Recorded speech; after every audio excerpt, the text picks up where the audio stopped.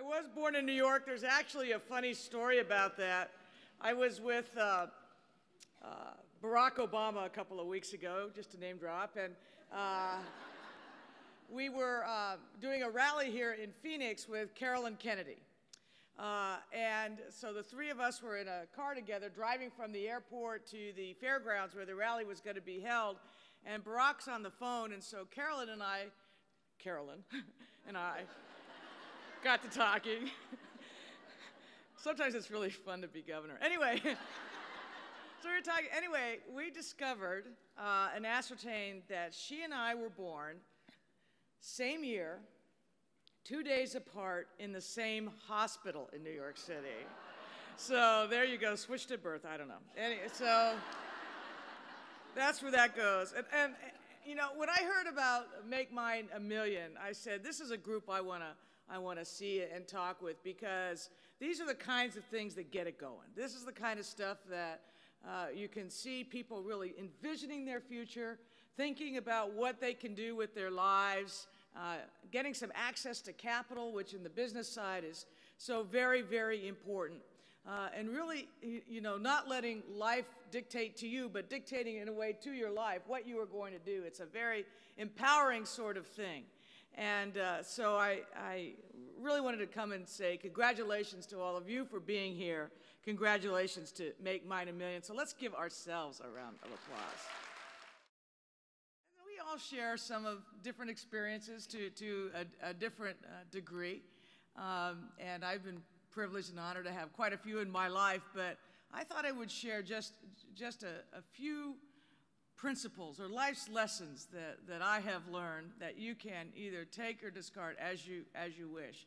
One is, as you start anything, any project at all, don't let stereotypes get you down, right?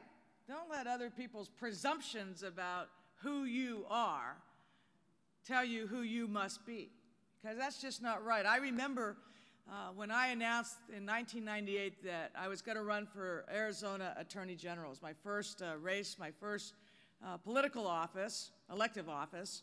And I remember a reporter called and asked me, first he said, Janet Napolitano? Yeah, you know.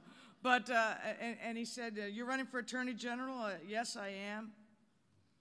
Now tell me, do you intend to run as a woman Attorney General?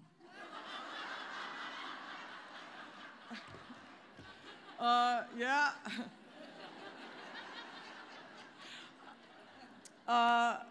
But what he meant, you know, what a question, right?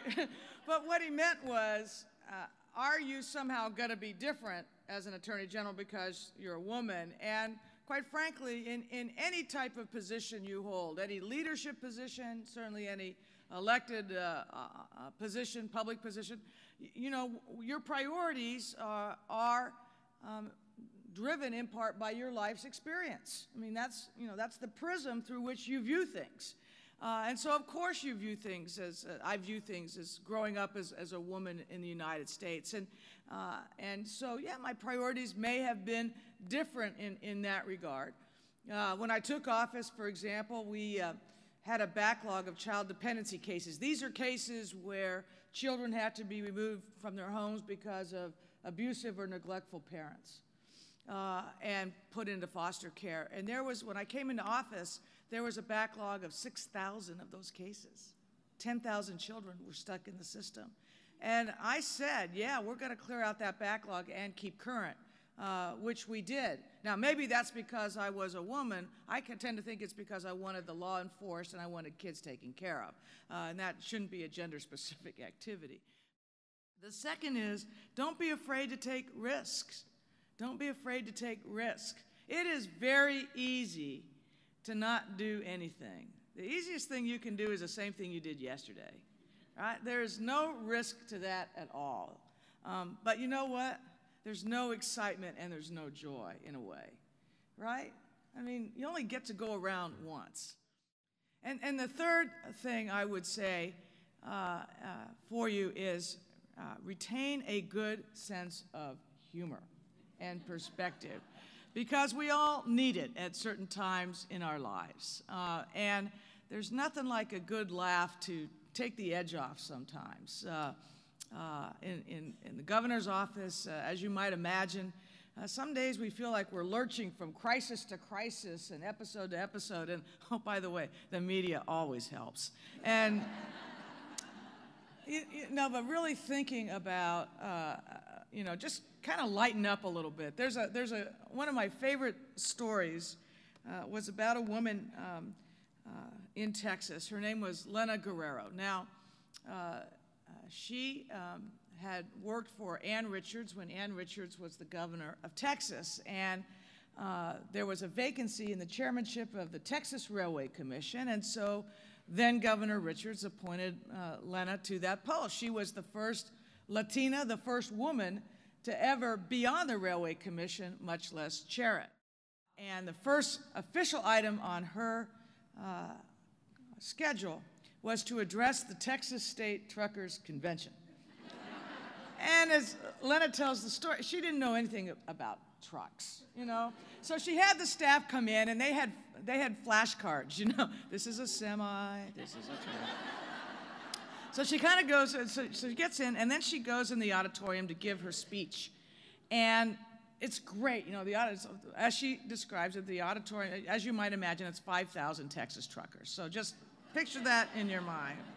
But she feels like she's bonding with the audience, and it's going really well. And then she opens up the floor for question and answer. And this big old guy in the back gets up and goes, "Well, hon, that's all well and good, but what's your bra size?" And she said something to the effect of, "I don't know who's your employer." But afterward, the reporters are asking her, they said, "Chairman Guerrero, weren't you upset to get a question like that at one of your first official events as chair of the Texas Railway Commission?" And she said, "I could have been really upset, but I was just so relieved to get a question I knew the answer to." So keep your sense of humor is the point of that story. And then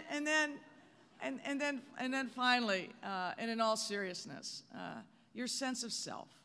We all have that core being inside of us, and with our hopes and our dreams, our hopes for ourselves, our hopes for our families, our hopes for those around us, our hope for our community. I have great hopes for the state of Arizona, and sometimes those hopes can seem a little farther away than other times. And sometimes you're not sure if that light at the end of the tunnel is really a light or an oncoming train. You got to have that sense of who you are and yourself. And you got to take care of yourself. In the midst of doing all of this, of starting a business, of growing a business, make sure that you protect who the you in there is. Make sure that you don't lose sight of that as you avoid stereotypes, as you take risks, and as you retain your sense of humor. And if you do that, I want to come back in a year or two to a talk where I'm addressing the group who made $1 million. Thank you very much. Go for it.